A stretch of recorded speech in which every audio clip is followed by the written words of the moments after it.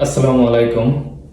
সকলের উদ্দেশ্যে আমি এক লাইন কথা বলবো, খুব মনোযোগ সহকারে আপনারা শুনবেন।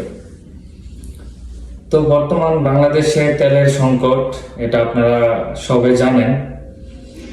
তো এই বিষয়ে আমি আপনাদেরকে বলতে চাই, আপনারা দেখতেছেন যে অনেকেই পেট্রোল ছাড়া ডিজেল দিয়ে বাইক চালাচ্ছে, কিংবা কেউ আপনার থিনার দিয়ে বাইক চালাচ্ছে। তো আপনাদেরকে আমি একটু ধারণা দিই, তাহলে আপনারা বুঝবেন। আপনি যদি কেরোসিন দিয়েও যদি বাইক চালাতে চান, তারপরও বাইকটা চলবে। যদি পেট্রোল দিয়েও চালাতে চান, সেটাও চলবে। অকটেন দিয়ে চান, সেটাও চলবে। ডিজেল দিয়ে চান, সেটাও চলবে।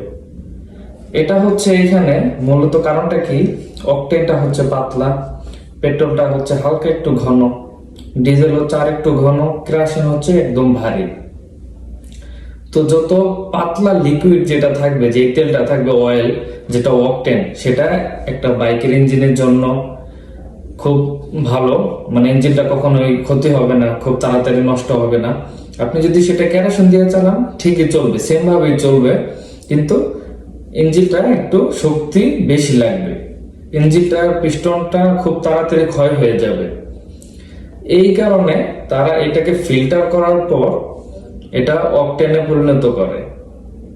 আর অকটেনে পরিণত করার পর একটা ইঞ্জিন খুব ভালো একটা স্মুথলি একটা ফিল পায়।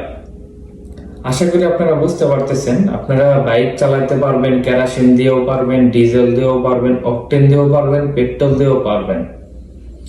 আশা করি আপনারা বুঝতে পারছেন। আর যাদের জেনারেটর আছে কিংবা ট্রাক আছে, আপনারা যারা ডিজেলের অভাবে ভুগতেছেন, আপনারা দেখেন ওরা কিন্তু কখনো পাম্পে এসে ভিড় করতেছে না।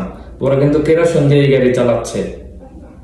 কেরোসিন পর্যাপ্ত পরিমাণ মজুদ আছে, ওরা কখনোই ভিড় করবে না আপনাদের মতো।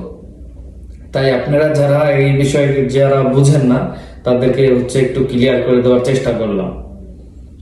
আপনি ইঞ্জিন, যত প্রকার ইঞ্জিন আছে, আপনি যে কোনো তেল ইউজ করতে পারেন, কেরোসিন থেকে একদম অকটেন পর্যন্ত।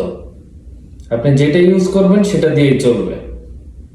শুধু একটু ইঞ্জিনে একটু ক্ষতি হবে আর কি।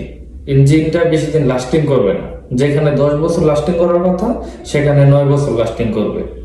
স্বাভাবিক, এতটুকুই। আশা করি আমার কথাগুলো আপনারা বুঝতে পারছেন। ভিডিওটা ভালো লাগলে শেয়ার করে দিবেন। ধন্যবাদ।